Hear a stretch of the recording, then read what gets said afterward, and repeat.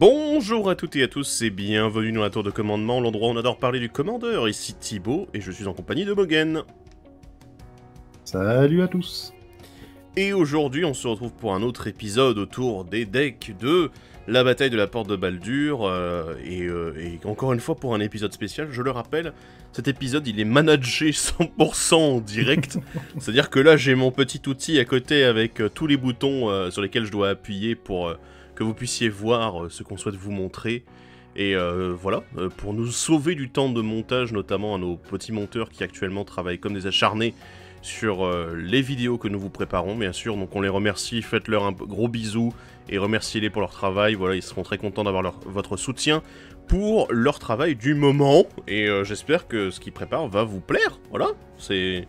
on espère tous. Voilà. Et aujourd'hui, on va parler d'un autre deck de la bataille de la porte de Baldur. Le deck, c'est la fête. Mais avant tout, phase de pub. Et voici venir la phase de pub durant laquelle nous allons vous rappeler d'aller nous suivre sur les différents réseaux sociaux, sur Facebook, sur Twitter et sur Instagram, pour avoir toutes les news, toutes les infos de la tour de commandement, savoir quand est-ce que les vidéos sortent, mais également savoir quand est-ce que nous réalisons les différents lives sur Twitch. Et si jamais vous ne pouvez pas assister au live, vous avez les archives de la tour de commandement pour voir les replays de ces live Twitch. Nous en profitons également pour remercier les tipeurs de la tour de commandement. Sans eux, rien ne serait possible, car ils nous soutiennent financièrement chaque mois ou ponctuellement et nous permettent de continuer à investir dans les différents projets de la tour. Donc un grand merci à eux, et si jamais vous souhaitez les rejoindre, c'est dans la description de la vidéo. Et du coup, on va parler aujourd'hui d'un deck un petit peu spécial, puisqu'il reprend une mécanique qui avait été abordée auparavant, non pas dans Donjons et Dragons, mais dans Renaissance Zendikar. Et ce deck, eh bien, c'est le deck C'est la fête. Le deck C'est la fête, du coup, qui est un deck Orzhov, donc blanc-noir, et qui est dirigé par un commandant, ma foi, fort intéressant et assez charismatique, je trouve. Moi, en tout cas, je la trouve super sur son illustration. C'est Nalia des Arnises. Un commandant, du coup, qui coûte 3, dont un blanc et un noir. C'est une 3-3 humain et gredin légendaire. Vous pouvez regarder la carte du dessus de votre bibliothèque à tout moment. Vous pouvez lancer des sorts de clerc, de gredin, de guerrier et de sorcier depuis le dessus de votre bibliothèque. Et au début du combat pendant votre tour, si vous avez un groupe complet, mettez un marqueur +1/+1 sur chaque créature que vous contrôlez, et ces créatures acquièrent le contact mortel jusqu'à la fin du tour. Bah déjà, quel plaisir de revoir la mécanique groupe dans une extension qui paraît bien quand même. Donjons et Dragons, ça a l'air de bien fonctionner avec. Ben oui, tout à fait. Et bah, c'est un très bon commandant groupe. Déjà, les deux premières capacités, ça rappelle une certaine carte, le Realmwaker. Oui, en effet. C'est vrai que cette capacité justement à utiliser un peu le dessus de la bibliothèque comme une extension de la main, hein. On revoit le Marche Royaume en effet, qui est typiquement ce genre de carte qu'on aime pour le tribal, voilà, qui marche plutôt pas mal. Mais ici, Nalia, du coup, étant tout ça, en fait, en dehors des limites de un type, mais finalement du quadruplé, qui est le groupe. Donc, que je rappelle, c'est les clercs, les gredins, les guerriers, les sorciers. Voilà, c'est le groupe complet. Moi, je suis assez étonné, en fait, parce que à la base, je pense qu'on espérait un petit peu que cette mécanique groupe, elle revienne dans l'édition, et pas forcément dans les decks. Mais bon. Bah déjà, je l'attendais dans l'édition Donjons et Dragons premier du nom. Oui, c'est vrai, on l'attendait un peu là-dedans. Et on l'a pas vu. Puis dans l'édition Commandeur Légende, on l'a pas eu. Oui. Et finalement, il y a un deck qui a popé qui a dit « Hey, moi je fais le groupe !» Et on fait « Ah bon, bah cool, pourquoi pas ?» C'est pas mal, c'est sympa, t'es là, oui. Surtout que le commandant exploite bien la mécanique, il nous récompense bien aussi avec l'accomplissement d'avoir un groupe complet. Je trouve ce côté, le marqueur déjà, t'es là, oui, le marqueur, c'est bien. Les marqueurs +1/+1, on fait plaisir. Sur toutes les créatures, en plus, c'est pas uniquement sur les créatures du groupe. Ça aurait pu, en fait, il aurait suffi de quelques restrictions et ça aurait pu être très mauvais. Oui. Franchement. Et là, Nalia, en fait, elle a cet avantage, son coup de mana est très bien, elle a déjà le type gredin elle-même. Elle est dans une combinaison de couleurs qui fait que les guerriers, les gredins et les sorciers sont accessibles, et les clercs, c'est leur couleur de base. Je veux dire, je peux pas faire mieux, hein, là, c'est... écoutez, non, c'est tout. Donc ouais, il y a vraiment la totale en termes de déficience du commandant, je trouve. C'est assez impressionnant. Non, franchement, c'est le commandant très propre, marche très très bien, et le contact mortel, vu que la plupart la plupart des créatures dans ses couleurs et dans ses types sont assez faibles, Mhm. bah, ça vous donne envie quand même d'attaquer très tôt dans la game. Donc, Ouais. c'est vraiment un bon commandant, je trouve. Mm.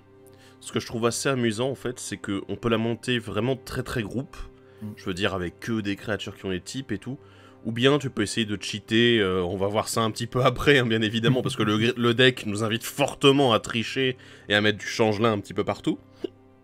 Mais derrière, surtout en fait, Nalia, elle a ce côté un petit peu go wide, où le but c'est pas uniquement d'avoir 4 créatures, parce que bah si t'as si tu as que 4 créatures qui font partie du groupe, bah t'es là, bah tu vas mettre 4 marqueurs plus 1 et c'est tout quoi, c'est un peu léger. Donc si t'arrives à avoir des jetons à côté, plein d'autres petites créatures utilitaires, ça fonctionne super bien, ça va les faire grossir, tout ça.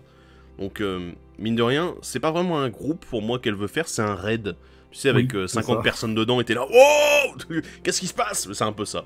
C'est la chef de raid, elle a sa petite équipe autour d'elle, et puis après elle a 30 teams à côté, puis on va tabasser le boss. C'est ça, t'as la garde rapprochée, puis t'as tout le reste. T'es là, ouais, ok, on a ramené les pecnos et tout, tout le monde. Hein, voilà, donc c'est super sympa comme mécanique, et on verra durant tout le deck, mais c'est vrai que c'est une mécanique qui a été bien exploitée et remise en avant, parce qu'elle était un peu faiblarde quand même dans l'édition Renaissance de Zendikar. C'était quand même un peu léger, hein, ce qu'on avait eu. Donc, c'était un peu Non, triste. là on a de belles choses. Voilà, de belles nouveautés, des bonnes rééditions également, on va en parler au fur et à mesure. Et déjà, on va continuer sur les nouveautés avec le commandant secondaire du deck, donc Burakos, chef de groupe, une créature légendaire orc 2/4 pour 4, dont un noir. Donc Burakos, chef de groupe, est aussi un clerc, un gredin, un guerrier et un sorcier. À chaque fois que Burakos attaque, le joueur défenseur perd X points de vie, vous créez X jetons trésor, X étant le nombre de créatures dans votre groupe, et choisissez un passé. Et le passé du deck, c'est le héros du peuple, un enchantement légendaire passé qui coûte 2 dont 1 blanc. Les créatures commandants que vous possédez ont, à chaque fois que vous lancez un sort qui partage un type de créature avec cette créature, piochez une carte, cette capacité ne se déclenche qu'une seule fois par tour. Bon, que dire sur Burakos? Déjà, j'aime beaucoup toujours cette ligne qui fait les 4 types en même temps. Oui, c'est là que tu te dis, c'est Wizard qui a eu la flemme d'essayer de réduire la textbox pour mettre plein de types de créatures. Non, non, vous avez bien fait parce que sinon ça aurait été le bordel. Mais j'aime beaucoup déjà cette flexibilité autour de ce commandant secondaire. Mais derrière, je trouve super intéressant la mécanique, enfin la capacité déclenchée.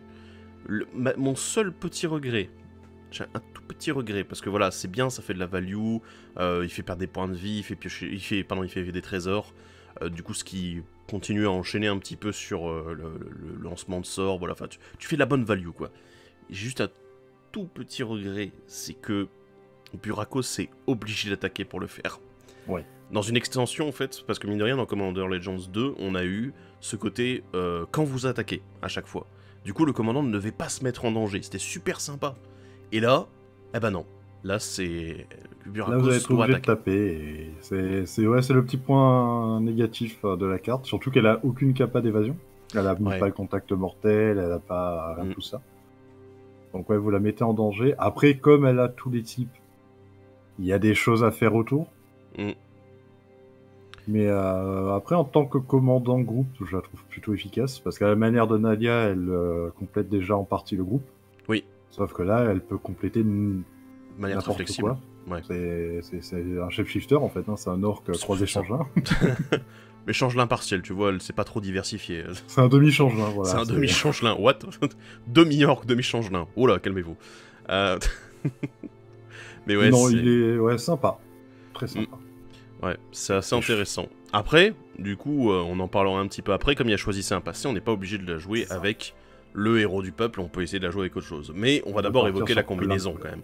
Le héros du peuple, qu'est-ce que tu en penses avec Burakos, Gen? Bah, ça marche bien, hein, surtout dans ce système-là, parce que c'est un passé qui était très tribal, vu qu'il faut partager un type de créature. Mais Burakos en a 5 de types de créatures, parce qu'elle est orc, clerc, gredin, guerrier, sorcier, donc bon. Mais ça m'a Dans l'air un fort, deck dis donc.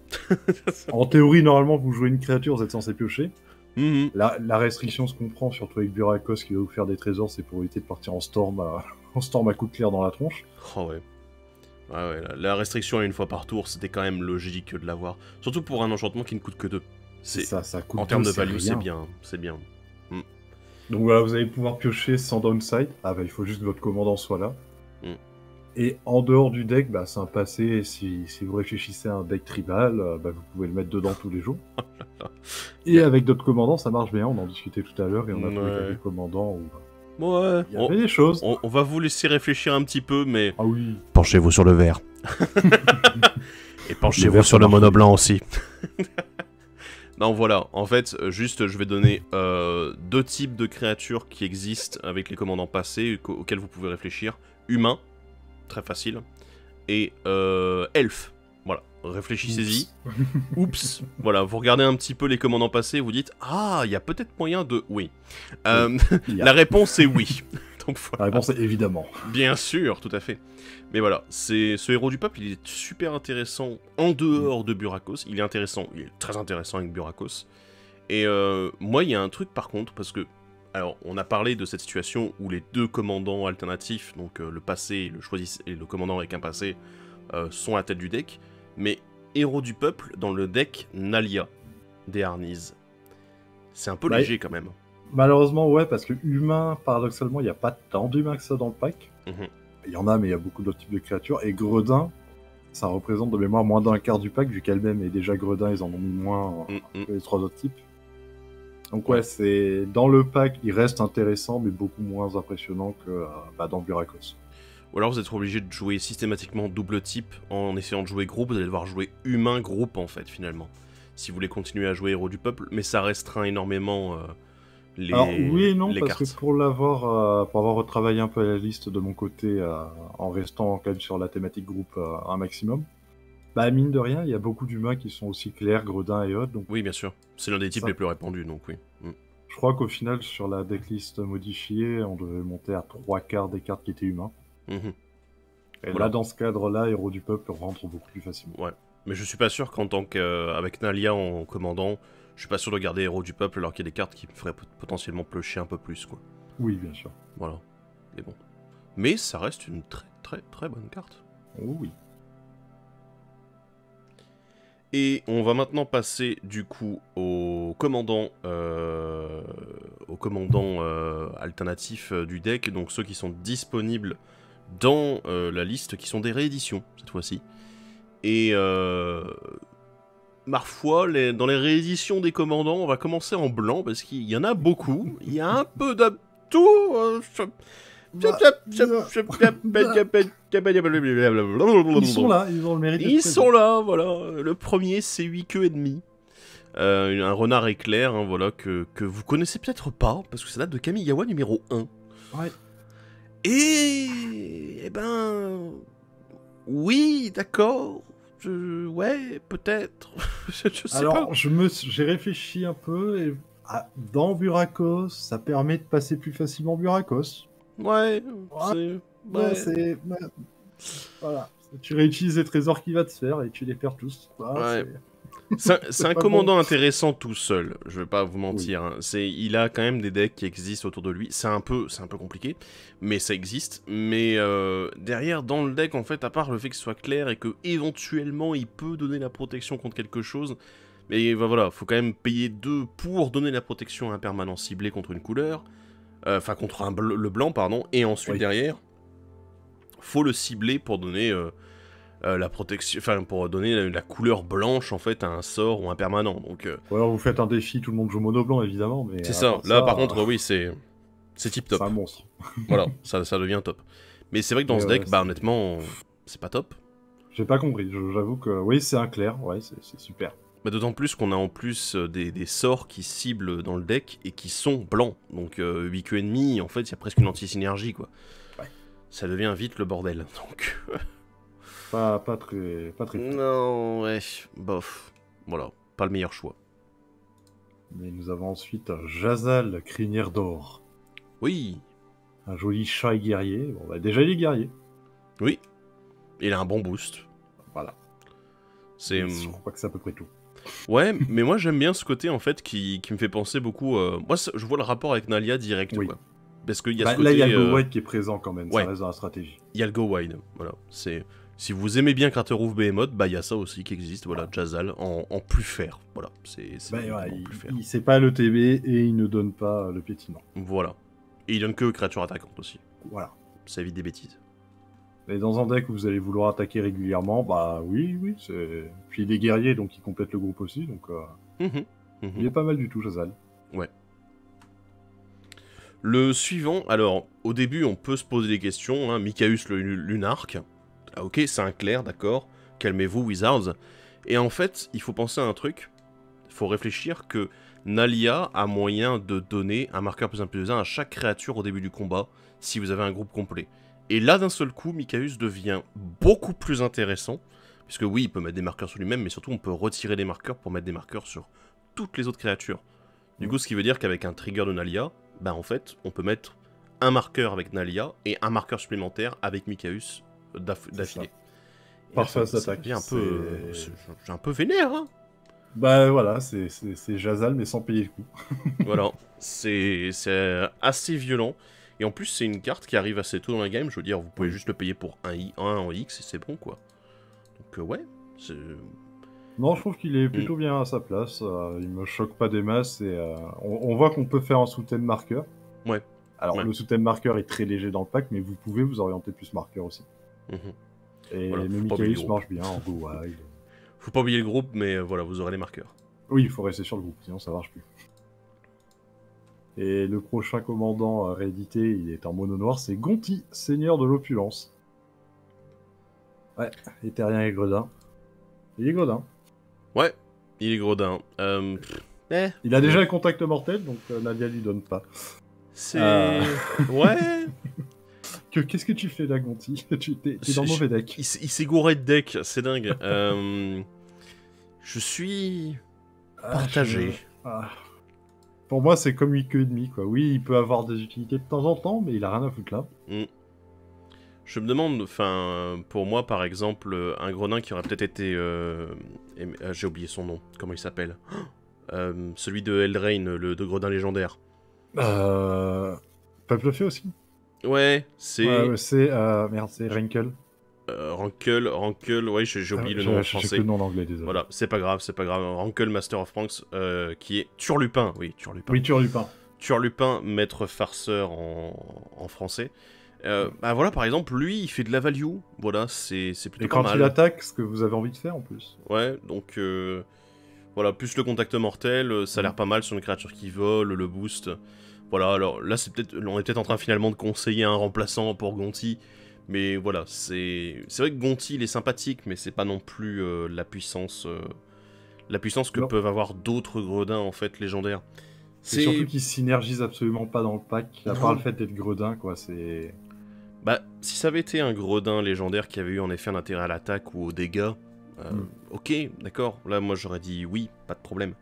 Mais dans la situation présentée ici, ben, ça reste assez... C'est juste un petit engin value, en fait, et c'est...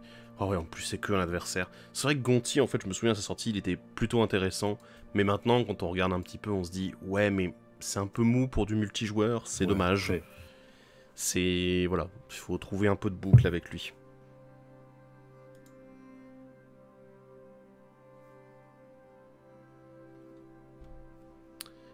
Et le dernier commandant réédité, c'est Felisa, le croc de plume argent. Alors, qui est sorti il y a 1 an quand même. Hein. J'étais là, mais attends, ça fait 1 an qu'il est sorti, il est déjà réédité dans un deck. Bah, oui. Du coup... Et alors, ouais, il y a plusieurs raisons à sa présence ici. Hein. Je pense que beaucoup de gens l'enlèveraient de leur deck. Mais elle a tout à fait sa place. Ouais, elle a sa place avec le fait qu'il y ait les marqueurs. Avec Nalia.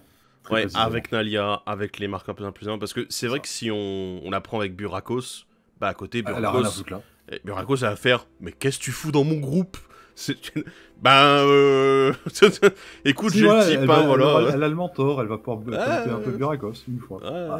C'était là, peut-être, d'accord, bon. Mais il y a ce petit côté, en fait, où Felisa, elle est un peu molle, quoi, vraiment. Pour le deck, elle est pas forcément adaptée, mais avec Nalia, elle fonctionne. Mais c'est pas vraiment le truc, parce que derrière, je veux dire, c'est pas comme si elle faisait des gredins derrière en jetons. Ça aurait Non. été cool d'avoir ce petit côté synergique où t'as un type de créature. Mais non, là, elle va juste faire des encrelins, quoi. Donc, En fait, elle est juste là pour dire globalement, si je me prends une vrasse ou de l'anti-bête, bah je Ouais, remplace. Et c'est je vais ça. pouvoir taper comme un sac. c'est ça. Parce que par contre, en revanche, si elle commence à faire des encrelins et que vous avez quand même votre groupe, vos encrelins vont prendre des petits +1/+1 et mine Ouais. de rien. Mm. Puis c'est une créature avec le vol, c'est à noter dans un deck où on aime taper.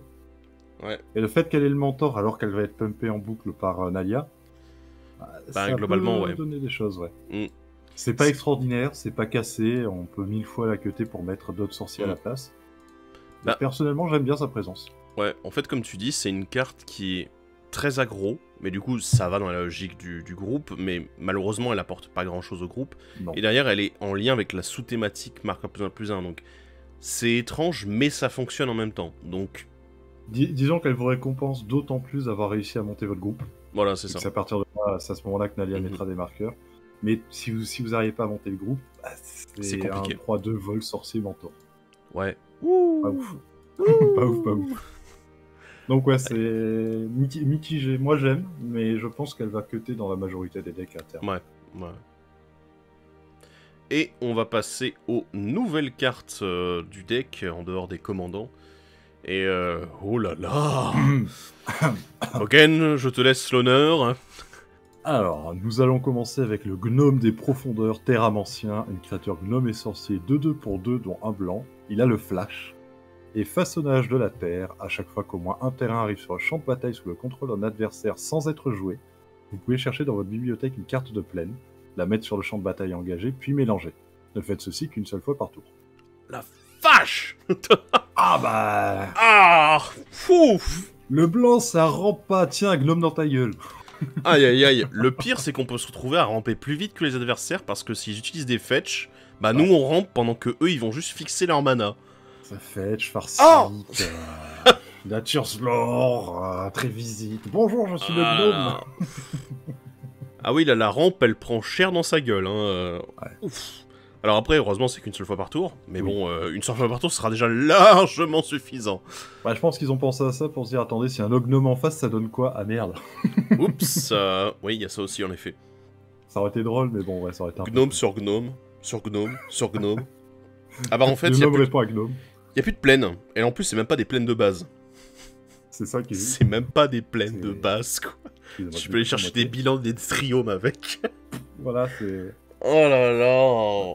Bon. Les terrains spéciaux contre type plaine, ça passe aussi, c'est pas grave, le gnome, il va vous chercher ça. Donc, ouais, c'est une carte qui commence déjà à coter extrêmement cher, et qui est très forte. Alors dans le deck, elle a son intérêt avec ce petit côté sorcier, puis c'est une bonne carte de value, hein. On va le Ouais. dire, c'est un bon setup en early game qui fera chier les adversaires. Mais moi je me pose la question quand même aujourd'hui, cette carte-là, pourquoi tu la jouerais pas quand tu joues un deck blanc? Mais alors, vraiment... Toute puissance confondue, en plus, je vais le dire clairement, que vous jouiez des préconstruits ou du CEDH, le gnome, c'est difficile de pas le mettre. À part dans certains cas, vous allez me dire, oui, mais si je joue blanc-vert, le gnome, ça me prend un slot pour autre chose. Oui, d'accord. Dans ce cas-là, Ouais. peut-être. Et encore. Et Très encore, sincèrement, et encore. parce que, je veux dire, par exemple, moi j'ai un Karametra touche terre qui existe dans ma liste, et c'est vrai que, me dire, ok, je peux ramper encore plus grâce à ce petit gnome, eh ben, ça m'a l'air intéressant, quoi. Même pour Karametra, t'es là, bah oui, mais c'est un setup d'early, du coup ça me permet de ramper plus pour arriver plus vite à mon commandant. Dans les decks, les différents Omnats, ça pourrait être super intéressant aussi, quoi. Bien sûr.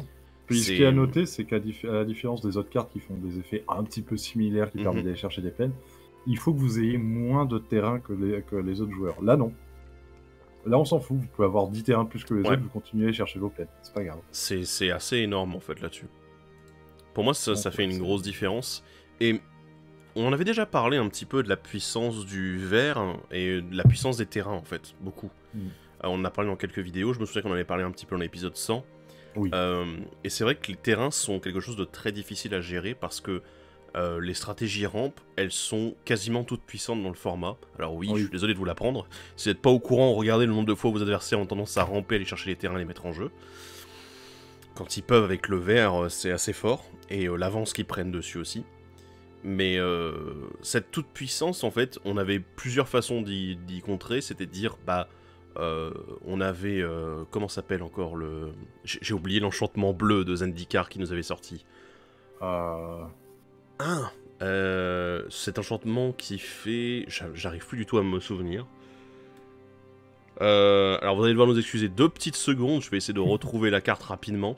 Mais en gros, on avait cet enchantement-là, on avait également tout ce qui nous permettait de rattraper le retard avec le blanc. On avait la destruction de terrain. Les cartes en rouge qui punissent aussi les terrains, mais ça, peu de gens les jouent parce que c'est considéré comme unfair par beaucoup. Ouais, ou bien simplement parce que c'est dans des stratégies comme le groupe Slug, hein, tout simplement. C'est vrai que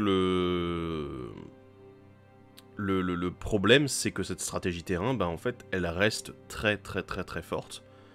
J'essaie de retrouver en même temps... Ah voilà, je l'ai retrouvé, c'est l'énigme déroutante, voilà, de son petit nom. Vous m'excuserez pour le retard, mais voilà, c'était typiquement le genre... C'était la première fois qu'on avait une carte qui disait « Ah bah non, t'essayes de ramper et d'avoir plus de terrain que par tour ?» Non. Ah, mais pourtant je la vois pas tant jouer que ça pour le moment. Voilà, parce que c'est une carte qui est très... elle est là pour contrer un peu les jeux adverses, là où le gnome, il est là aussi pour en tirer un avantage en fait, plutôt que de les contrer. Et ce qui pourra intéresser beaucoup plus les joueurs de blanc pour essayer de compenser ce petit problème de rampe. Mais... disons qu'avec l'omniprésence des outils de rampe, oui, il fera énormément de value sur une game. Voilà. On s'étale un peu dessus, mais c'est vrai que c'est quelque chose, c'est un point important pour le commandeur, et je pense qu'on aura l'occasion d'en reparler dans d'autres vidéos, bien évidemment. C'est une carte impactante, je pense, pour le format à terme. Bien évidemment. Et on va continuer... Alors, c'est bon, je vais parler cette fois-ci. Moi, je vais vous parler de la recruteuse de Ménestrel, une créature humain et guerrier 3-1 qui coûte 3 dont 1 blanc. Elle a le vol, et à chaque fois qu'elle attaque, regardez les 4 cartes du dessus de votre bibliothèque, vous pouvez révéler une carte de clerc, une carte de gredin, une carte de guerrier et ou une carte de sorcier parmi elles, et les mettre dans votre main. Mettez le reste au-dessous de votre bibliothèque dans un ordre aléatoire. C'est une carte qui est, ma foi, très sympa pour la mécanique groupe. Très sympa. Ouais, franchement, ouais, très sympa, j'aime beaucoup. J'aurais dit très violente. Alors, violente, j'irai pas jusque-là, parce qu'elle va pas jusqu'à les poser on-board, donc je resterai à très sympa. Mais, en effet, elle a un sacré impact. Tu peux aller chercher 4 cartes quand même, hein.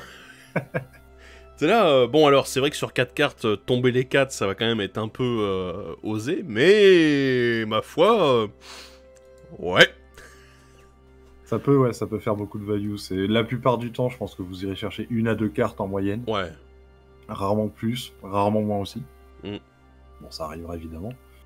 C'est à chaque fois que vous attaquez, dans ce deck, vu qu'on a envie d'attaquer, parfait. C'est exactement ce qu'on veut faire et ça vous avance dans votre mécanique groupe, donc parfait encore. Ça a le vol, donc ça c'est pas bloqué. L'évasion en plus, allez hop.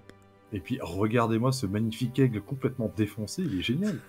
Tout va bien dans cette carte. T'as l'impression qu'il va l'attaquer en fait, moi je trouve.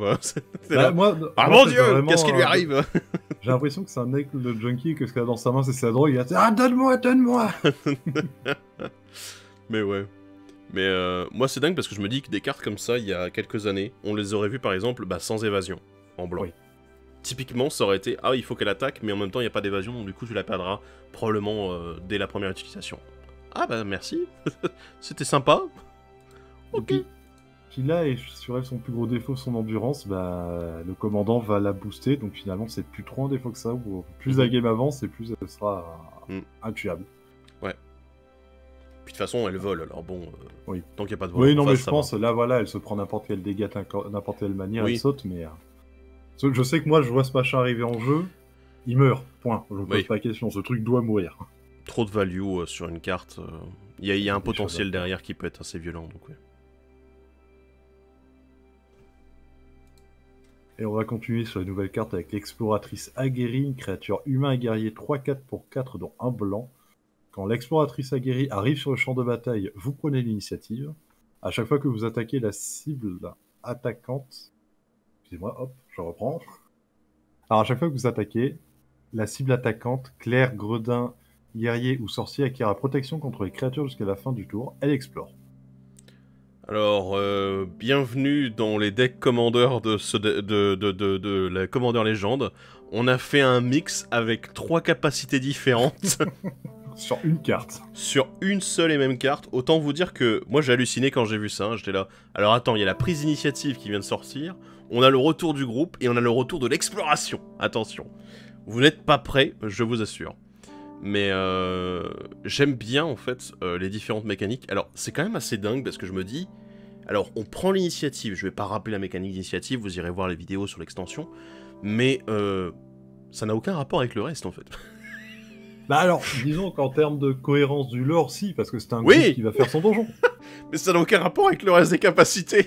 Totalement. Mais d'ailleurs, même exploration, ça n'a rien à foutre dans le pack. Non, Mais non c'est plus. logique parce qu'on explore le donjon. Mais non, Toujours. mais c'est ridicule.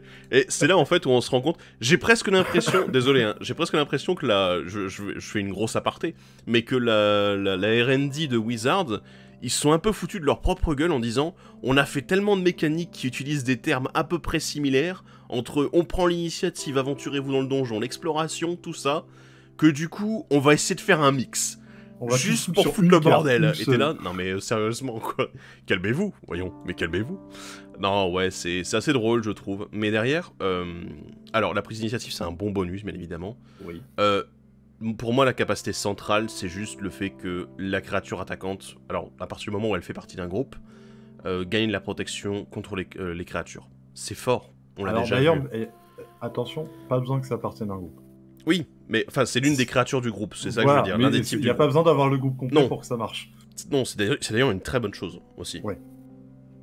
Ce qui fait que du coup ça rend la chose intéressante parce que bon, comme on a aussi Nalia qui donne les boosts, qui donne le contact mortel, les protéger en plus en disant ah bah tiens on les a boostés hop et maintenant ils vont passer, ils vont taper, ouais c'est fort. D'autant plus que l'exploration permet de remettre éventuellement un marqueur plus un supplémentaire. Ça Là, permet de faire un peu de value en récupérant oui. un terrain en main. C'est un bon bonus. C'est très secondaire sur Ouais. la carte, mais c'est un sacré bonus, mine de rien. Bah en fait finalement, la carte aurait juste la protection contre les créatures pour un des membres, un des types du groupe, ça serait déjà une bonne carte. Les deux autres capacités en plus c'est du bonus. Ouais. Donc voilà, c'est...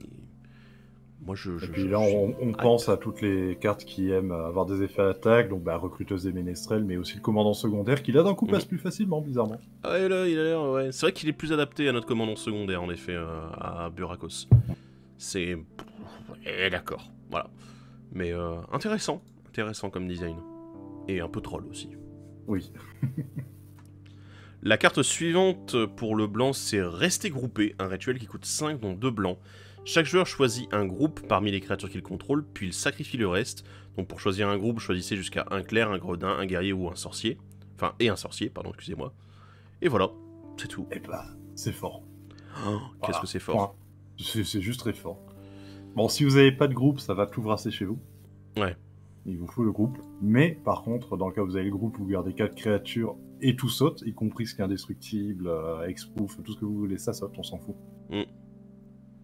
Donc, ouais, c'est fort, et c'est une race que je pense va être jouée ailleurs que dans les decks groupes. Parce qu'il faut comprendre que vous n'êtes pas obligé d'avoir un groupe complet pour protéger les créatures qui sont dans le groupe. Si vous avez juste un clerc, par exemple, bah, vous pouvez le jouer, il sera protégé, vous allez dire « Ah non, je choisis jusqu'à un clerc. » Bah écoute, voilà, on va choisir ça.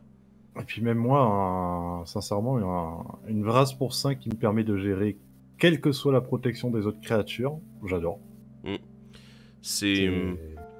Ouais, bah oui, parce que le sacrifice, quoi. Enfin... C'est ça, c'est imparable, quasiment. Soyons honnêtes, moi j'ai la sensation qu'à partir du moment où t'es très commandant centrique et que t'as un commandant qui a un sous-type du groupe, peu importe lequel, tu vas avoir tendance, à partir du moment où tu joues pas vraiment go wide avec beaucoup de créatures, tout ça, tu vas avoir tendance à jouer et rester groupé.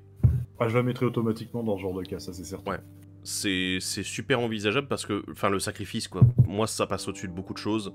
Les adversaires, évidemment, ils auront des créatures du groupe et tout, ils vont en garder quelques-unes. Peut-être même des créatures fortes, parce que je pense, par exemple, les sorciers, il y en a quand même 2-3 qui sont chiants, le format.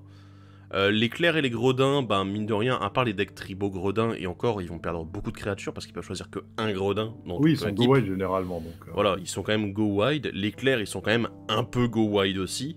Et les guerriers, un peu la même, mais un guerrier tout seul peut aussi être chiant. Donc, voilà. C'est probablement les deux types qui vont vous embêter le plus, guerrier et sorcier. Donc, ouais, ça peut être... C'est pas une super giga race, mais c'est une très bonne race. C'est une très bonne race, quand même. Ouais. Oh oui, non, oui, voilà. Mais elle reste une excellente race, je trouve. Ouais. Et on va continuer avec les connexions du marché noir, un enchantement pour 3 dans un noir. Au début de votre première phase principale, choisissez l'un ou plus. Vendre de la contrebande, créer un jeton trésor, vous perdez un point de vie. Acheter des informations, piocher une carte, vous perdez 2 points de vie. Engager un mercenaire, créer un jeton de créature 3-2 incolore, change forme avec le changelin, vous perdez 3 points de vie. La vache. Ah ouais. Ah, la reine Phyrexiane et tout ça fait des dégâts. Alors, on avait dit, il me semble qu'on avait dit que Reine Phyrexiane n'était pas top, hein. Il paraît qu'on a quelqu'un qui mène son petit combat dans l'équipe. Voilà, je vais vous mettre une version un peu plus belle, voilà, regardez. Oh mon dieu, qu'est-ce qu'elle est belle. Alors, pas top, mais ça reste joué. Ça reste jouable, ça reste joué, ça dépend des types de decks, tout ça, il y a plein de... C'est lent, voilà. C'est pas vraiment un staple du noir. Par contre, connexion du marché noir... Oui. Parce que on parle pas vraiment de la même chose ici, il y a le trésor, il y a la pioche, il y a le changelin, t'es là... Et tu mixes un peu comme tu veux avec le... Alors bon, vous allez payer ça en points de vie, hein, mais honnêtement... je pense que vous pouvez changer un peu la donne sur un bon tour de jeu. Oui. Ça, c'est évident. Ouais. Après, bah, heureusement... Déjà, côté change-forme, ça se rentre dans n'importe quel deck tribal. Ouais. Bah oui, en effet. Enfin, on parlait des decks gredins, bah tous les jours, je mets collection du marché noir dans un deck gredin. On a quand même... ça fait quand même un enchantement qui va nous dire, ok, au début de ma phase principale, je gagne une 3-2 du type de mon deck, pour 3 points de vie. C'est automatique, c'est fort. Ça ne coûte que des points de vie, pas de mana. Alors il y en a qui... Voilà, j'ai vu que ça coûte cher en points de vie, c'est dangereux, machin. Oh, lien de vie, ça existe. Hein. Déjà, lien de vie, ça existe. Puis on est en commandeur et c'est en noir. Les points de vie, c'est une ressource à utiliser, pas à garder. Confondez pas.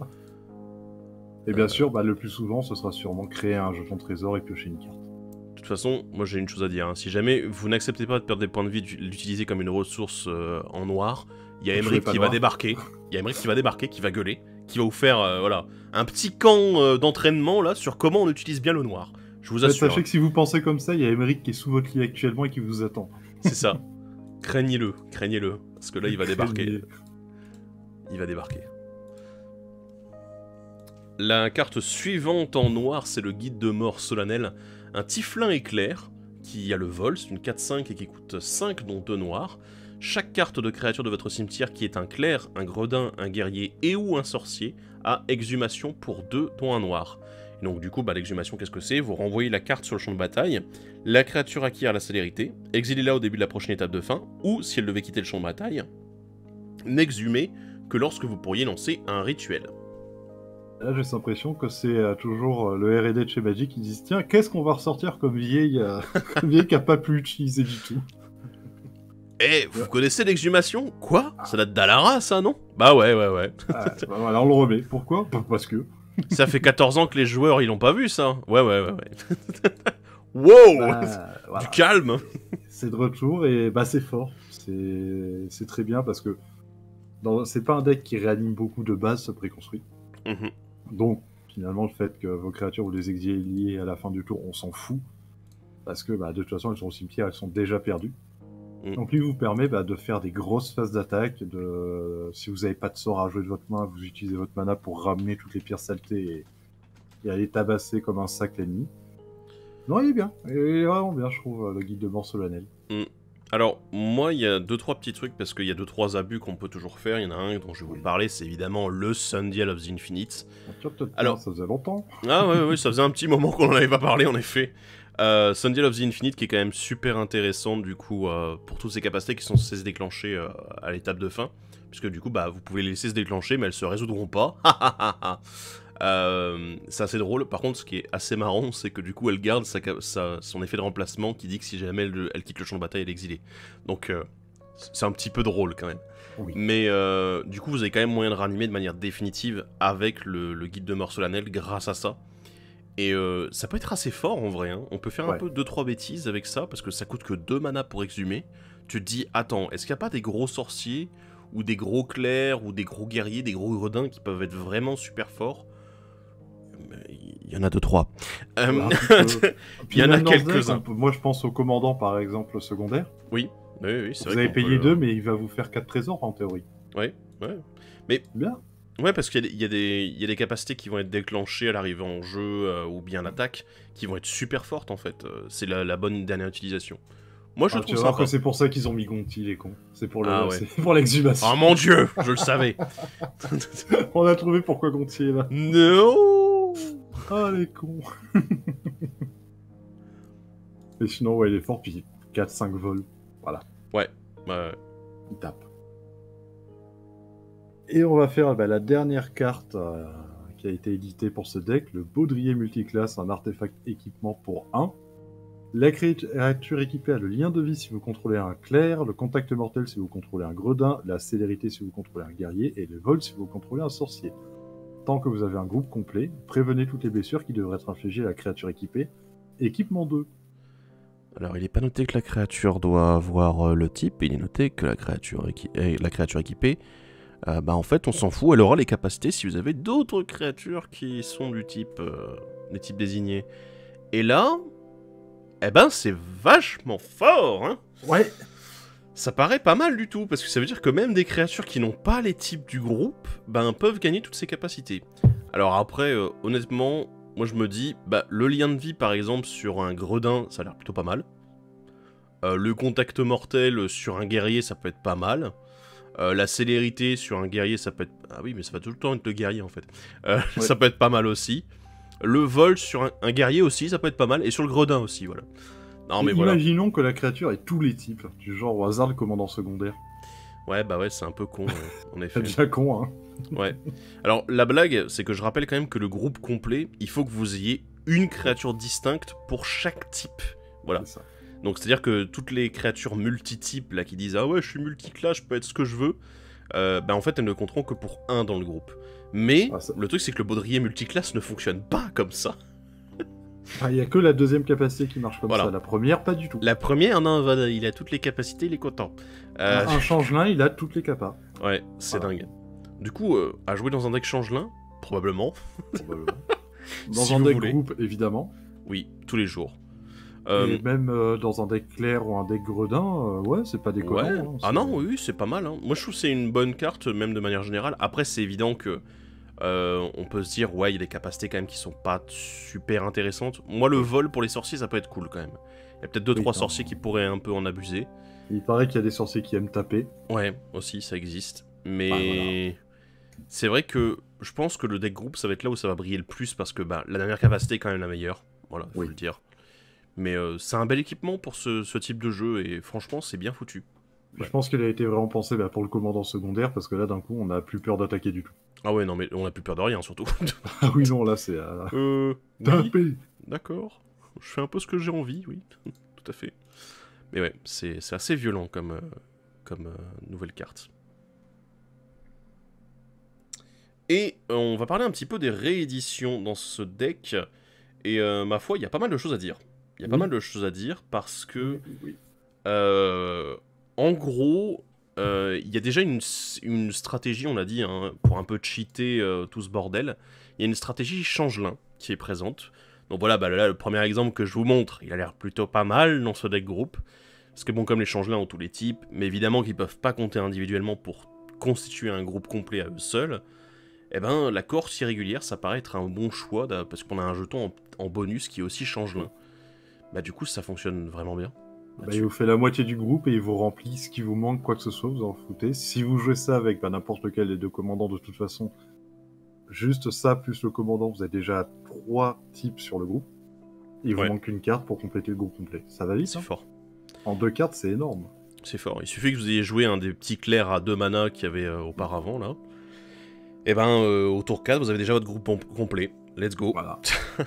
Ça a l'air fort. Hein. C'est parti. Oh, début du combat. Un marqueur sur tout le monde. Oh. Je crois Wait. Ouais. Et c'est le genre de truc, en fait, où on se rend compte que le changelin est super fort, et celui-ci est très adapté, en fait, à ce type de deck. Ouais. Le suivant est pas mal non plus, d'ailleurs, dans le même genre, l'entité miroir. Il a pas le même but, lui, il va compléter qu'une case du groupe. Mais, on parlait de Go Wide. L'entité miroir est géniale dans tous les Go Wide, tout simplement. Alors, tu dis qu'il va compléter qu'une seule case du groupe, c'est faux. Il va compléter les 4. S'il y a 4 créatures sur le champ de bataille. C'est davantage, parce qu'il donne aussi, lui, le changelin. Enfin, il donne tous les types de créatures à toutes les créatures en même temps. Oui, parce que... après, il faut payer, mais voilà. Oui, tu payes un mana, s'ils ont tous 3 marqueurs sur eux, c'est bon. Hein. mais disons que moi, je vois plus utile dans le Go Wide, en réalité, que pour donner le changelin à tout le monde, même si ça marche, évidemment. Et bah ça marche bien. Ouais, ça marche très bien. C'est un potentiel kill en fait dans le pack, tout simplement. Complètement. C'est un potentiel kill et on se le cache pas. Hein. Voilà, c'est une très bonne carte. Un autre changelin assez intéressant que je pense que vous aurez reconnu, c'est le Proscrit changelin, qui du coup, bah lui, il a ce petit avantage, léger avantage de dire « Oh bah attends, mais je suis imbloquable ». Voilà. Simple, efficace. Wait. Dès que vous avez votre groupe complet, c'est un machin qui va se booster, taper de plus en plus fort, mais en plus, il est pas bloquable. Ouais. Et il complète toujours n'importe quelle case du groupe, on s'en fout, c'est un changelin, il peut tout faire. Il arrive tôt dans la game, c'est bon à signaler parce que du coup ça veut dire également que en fait au tour 3 vous pouvez déjà avoir votre commandant en jeu et déjà avoir votre groupe qui n'est pas complet mais qui est déjà rempli aux 3 quarts, 3 sur 4, et du coup bah au tour 4 avec le 4ème type tout de suite remplir la dernière case quoi. C'est ça. On sent quand même que c'est un deck qui était prévu aussi pour tabasser assez vite quand même. Ouais. C'est ce genre de petit ajout qui était... Ouais. Et enfin la dernière carte, là c'est plus... comment dire... C'est un peu le gros bordel, hein, on va le dire. C'est le Masque Wood Nexus, le Nexus de Masque Bois. On a dit que les changelins c'était bien, pas vrai? Et si toutes nos créatures c'était des changelins finalement? Eh ben, ça serait très fort, ça on va pas se mentir. Et si en plus pour 3 je pouvais poser des changelins directement. Ouais. Là, il n'y a pas grand chose à dire sur cette carte là, elle est vraiment très forte, elle est très adaptée au deck. C'est vraiment le type de carte qu'on recherche en fait pour ce type de jeu. C'est une deck pour le tribal et groupe, la mécanique groupe c'est tribal. C'est tribal groupe mais tribal quand même, donc ça a sa place, ça marche super bien. Ouais. Et dès que vous avez 4 créatures, sans compter les potentiels jetons qu'ils peuvent vous faire, de base vous avez le groupe complet grâce à ça. Quel que soit, si vous avez 4 clairs, bah non, vous avez un groupe. Ouais, ça marche bien. Alors on parlait d'attaquer depuis tout à l'heure, bah là on va parler de cartes qui fonctionnent avec l'attaque. Et on commence avec le commandant d'escouade, qui fonctionnait avec le groupe, et dans ce deck, il marche très bien, j'ai l'impression.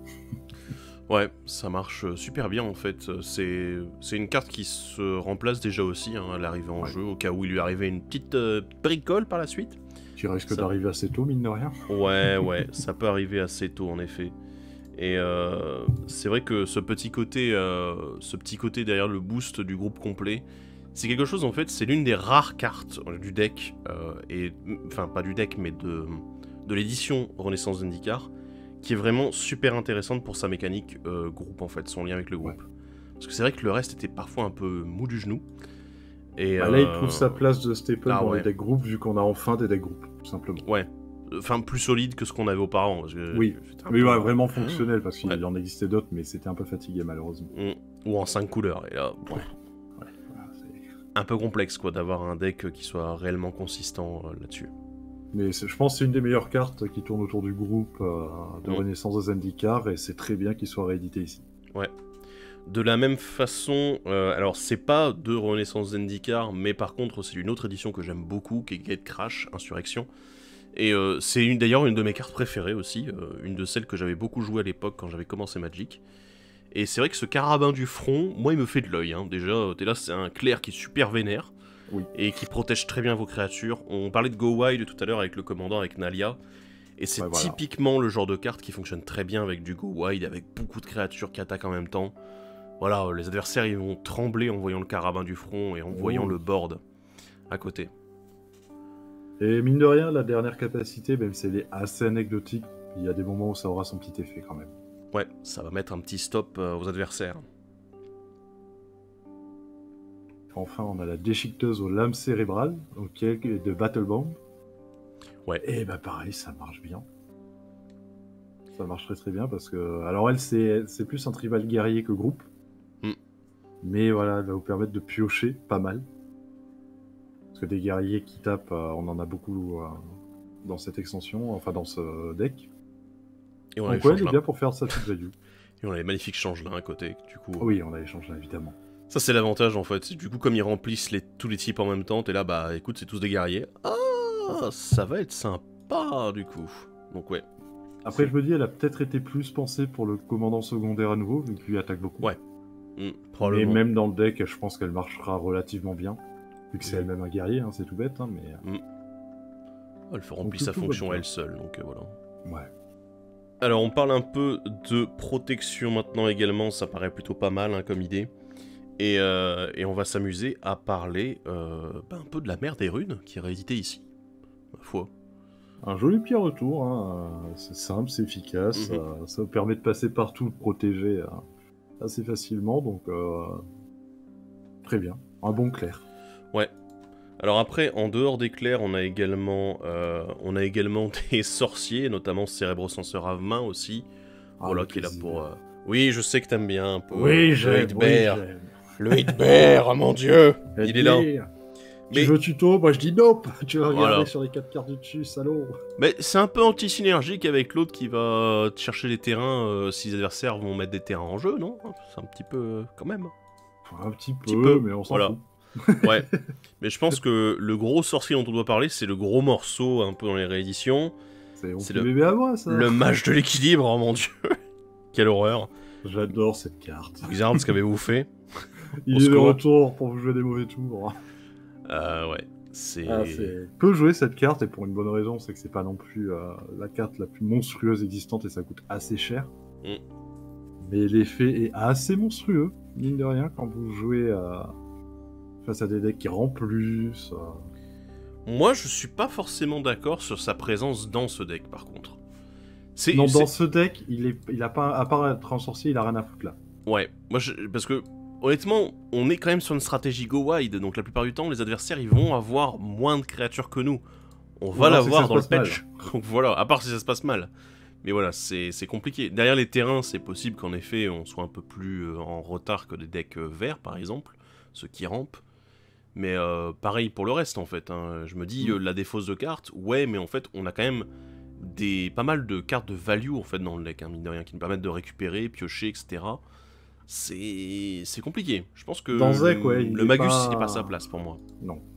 C'est une carte que j'aime beaucoup, mais il fallait en parler, parce que ça fait longtemps qu'on l'a pas vu. Ouais, et réédité dans les decks, c'est assez rare, il avait été une fois, et ça avait été aussi un peu OSEF, d'ailleurs, la fois où c'était le cas. Oui. Donc on était là, ok, d'accord. Oui, parce que pour ceux qui savent pas pourquoi on en parle, mage de l'équilibre, donc ça vient de la carte Balance, donc équilibre, qui est bannie, l'une des rares cartes bannies en commandeur multi, parce que considérée comme beaucoup trop violente et unfair. Donc, et c'est complètement vrai. Non, je suis pas d'accord. Si. Oui, c'est une carte monstrueuse. Voilà. Je vous remontre, je vous ai mis la belle illustration de Marc Paul, parce que voilà, autant promouvoir un bel artiste en même temps. Oui, mais ouais, c'est... Ouais, non, ouais. C'est un peu fort. C'est un petit peu fort, en effet. Donc voilà, mais... Ouais, là, je comprends pas très bien la présence de Magus, à part le type, bof. Ouais, je suis content de le revoir, mais pas dans ce deck. Par contre, un autre qu'on est plutôt content de revoir, et c'est un clair, lui... c'est l'esprit dévoué, parce que... Oh mon dieu, qu'est-ce qu'il valait cher déjà. Et surtout, il avait même pas été réédité dans le deck esprit. Non, et c'était un peu triste de pas le voir dans le deck esprit, cet esprit dévoué. C'est vraiment Magic qui est là, mais c'est un clair. Oui, non, mais c'est aussi un... Oui, mais c'est un clair, on te dit. Oui, mais pourquoi pas le deck esprit? Mais c'est un clair aussi. Ah, au secours. Voilà. Ça va être con, c'est un clair. Mais d'ailleurs, les clercs sont spécialisés dans la protection, parce qu'on a également la protectrice glorieuse. Oui. Alors, c'est quand même dingue, parce que c'est déjà la deuxième fois qu'on parle d'une carte de Kaldheim dans ces rééditions intéressantes. Oui. Ça montre aussi à quel point Kaldheim est quand même une édition très pertinente pour le commandeur. Totalement. Et peut-être un peu sous-évaluée par certains. Hein, je vous regarde avec des gros yeux, vous savez que... je sais que vous êtes là, vous savez que je vous regarde. Ouais, non, Kaldheim, c'était une très bonne extension, et protectrice glorieuse, c'est un typique exemple de... ce genre de carte qui est super intéressante pour le format en termes de protection. Oui. Oui. Non, c'est une bonne carte. Et après, on a aussi de la gestion. Avec, encore une fois, j'ai l'impression que ça fait 2 jours qu'on en a parlé, le commandement d'austérité qui est réédité. Alors, en fait, ça fait déjà au moins 2 semaines, hein, donc... Mais commandement d'austérité qui est encore une fois réédité dans un deck commandeur, et là, j'ai envie de dire... Wizards, what the fuck? Qu'est-ce qui s'est passé? Une bonne race, mais il y en a d'autres. Hein. En fait, j'ai l'impression qu'il y a un nouveau designer qui a dû se glisser dans l'équipe et qui a dit « Moi, j'aime bien commandement d'austérité, j'aimerais qu'on la mette plus souvent dans les decks commandeurs. » Et du coup, l'équipe a dit « Ok, pourquoi pas. » Donc bon, c'est la deuxième édition d'affilée où on la retrouve. Voilà, donc... Un classique, qui marche toujours aussi bien. Mais surtout très bon dans ce deck-là, parce que mine de rien, on a beaucoup de créatures qui sont à 3 et moins, en fait, en termes de mana value. Ou alors, si vous avez eu le temps de vous mettre en place, qui seront à 4 ou plus. Ouais. Après, enfin, 4 ou plus, il y en a pas tant que ça, quoi. En mana Avec, value... avec le commandant, ça peut aller vite. Non, c'est la mana value, c'est pas Ah la oui, force. pardon, oui. Oh, je suis fatigué. Ah non, justement, c'est pour ça que c'est bon. C'est super bon dans ce deck.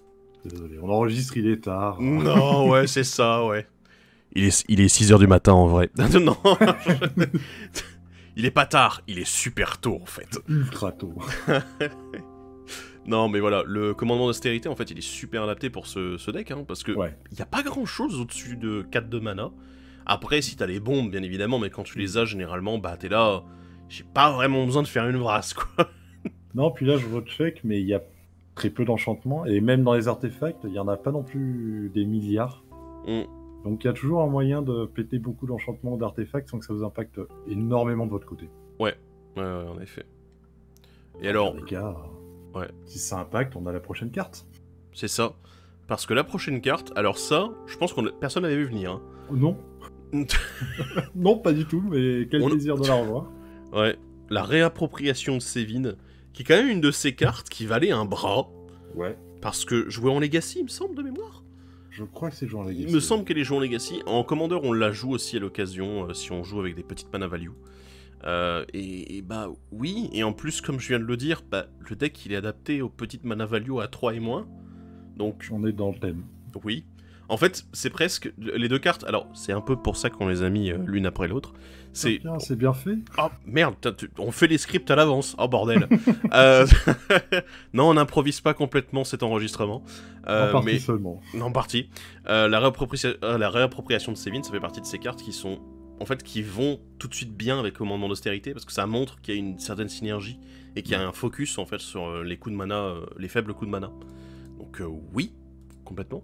Et puis flashback derrière, ça fait plaisir. Oui. Et alors, on va aborder une dernière partie des rééditions. Alors, vous allez vous dire, putain, mais elle est vachement longue cette vidéo. Il y a beaucoup de rééditions en comparaison avec le premier deck. Oui. Mais c'est pas pour rien, c'est qu'il y a vraiment beaucoup de très bonnes rééditions et des rééditions inattendues. Ouais, de belles les surprises terrains en font partie.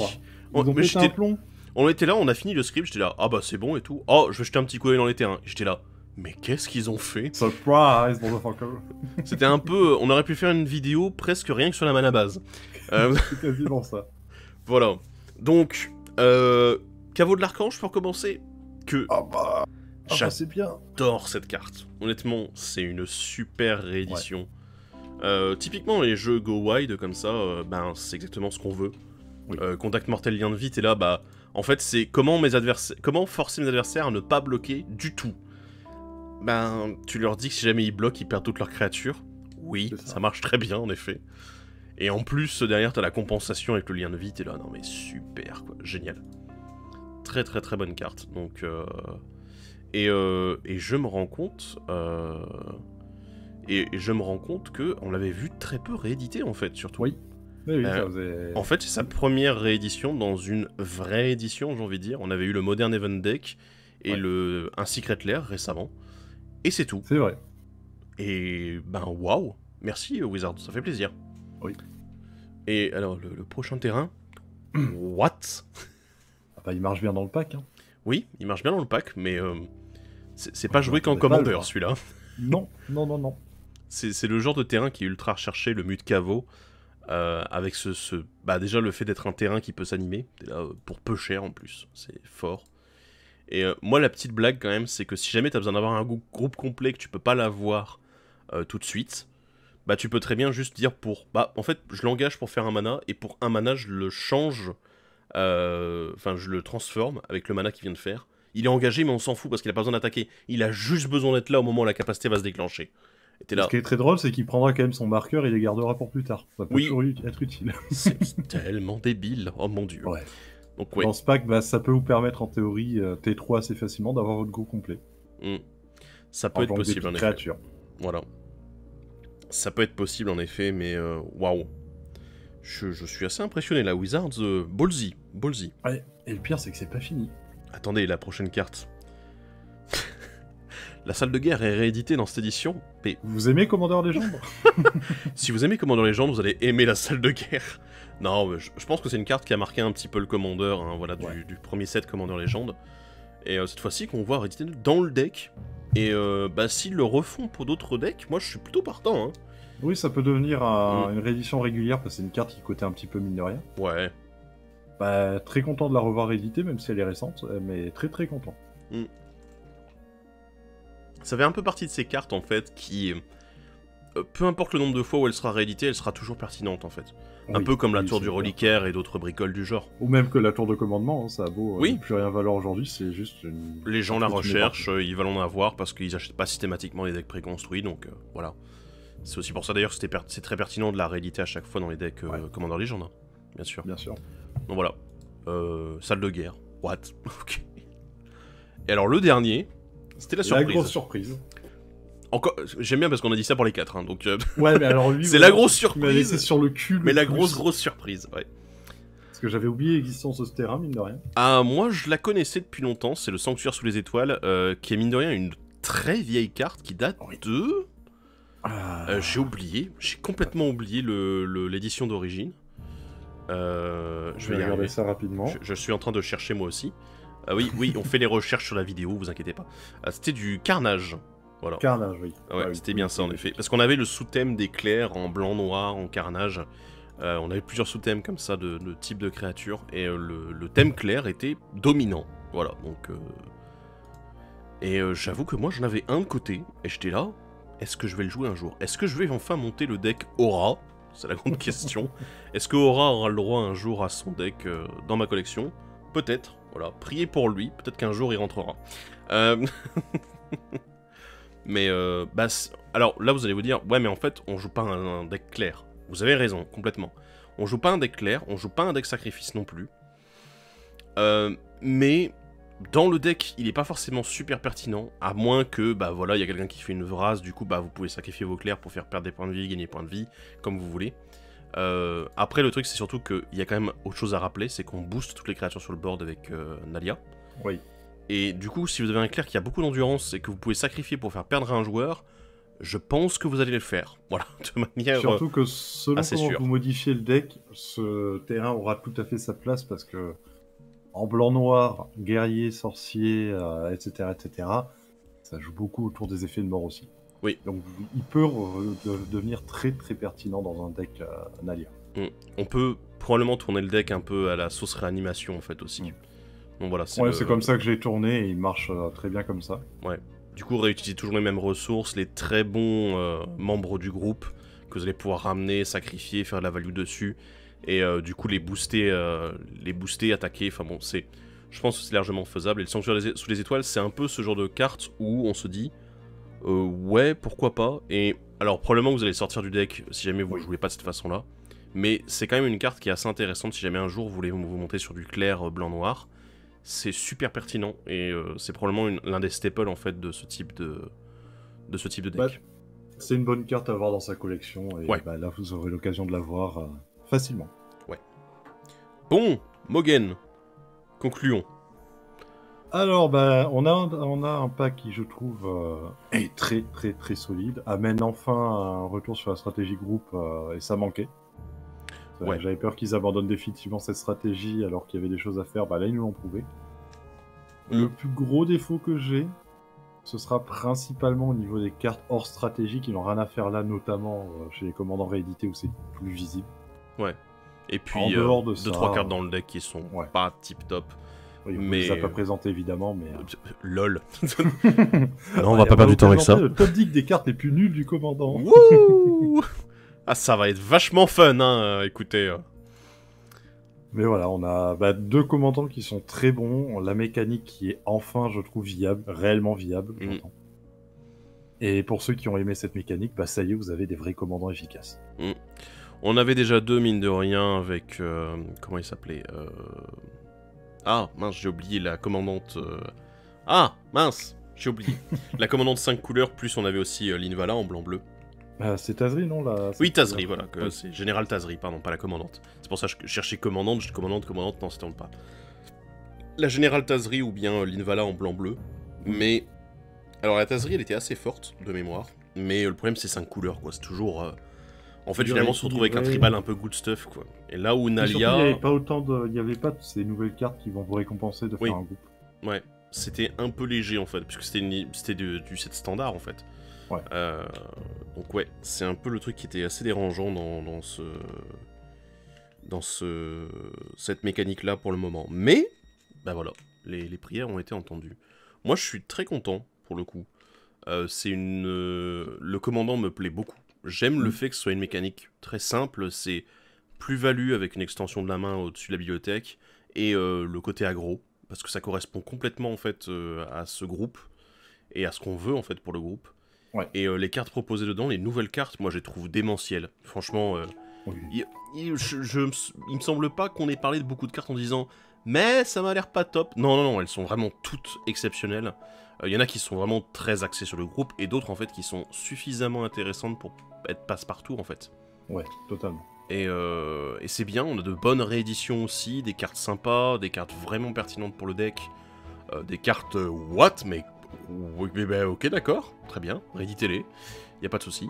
Et ouais, c'est comme tu dis en fait, j'ai l'impression que finalement les commandants réédités sont les plus faibles, et encore, pas tous, voilà, Mikaeus, ouais, bon, voilà, très bien, Mikaeus avec le sous-thème marqueur, c'est parfait. Mais voilà. Mais même Felissa reste un bon commandant, même si dans ce deck elle brille pas autant qu'elle le pourrait. Ouais. Voilà. Mais très content. Ouais. Il y a beaucoup de nouvelles choses à explorer ici, encore une fois, et je pense que le blanc a subi un boost monstrueux, encore une fois. Et peut-être que les gens vont en avoir marre, finalement, à force. J'ai vu quelqu'un, voilà, j'en parle vite fait, hein, même on va pas faire une... moi. Ouais, plusieurs, toi aussi. Ouais. J'ai vu quelqu'un qui se plaignait que le blanc, ah mon dieu, ils l'ont trop boosté le blanc et tout, c'est pas possible. Alors qu'il y a quelques mois encore, les gens se plaignaient que le blanc ne faisait rien. Et j'ai l'impression qu'en fait on est passé de les clichés, qui étaient déjà plus vraiment d'actualité, à ce mode où ah merde, maintenant que le blanc a l'air d'être vraiment trop boosté, ah non c'est pas possible, attendez, vous pouvez pas faire ça. Non, bon. Après si vous dites ça, un petit conseil. Non, le blanc n'est pas trop boosté, c'est juste qu'il y a eu beaucoup de boosts récents, c'est différent. Ça va pas dire la même chose. Ouais, voilà. Mais bon, enfin, on aura l'occasion d'en discuter dans d'autres vidéos et sur les lives, hein. N'hésitez pas à passer également sur les lives Twitch, ça fera toujours plaisir. Et sinon, je rappelle également qu'il y a un concours pour cette édition. Encore un, oui, parce que là, on a non pas un, mais 5 concours qui sont organisés au total. Le premier étant terminé déjà, hein, celui pour faire gagner la boîte de Booster Draft avec notre partenaire Play-in.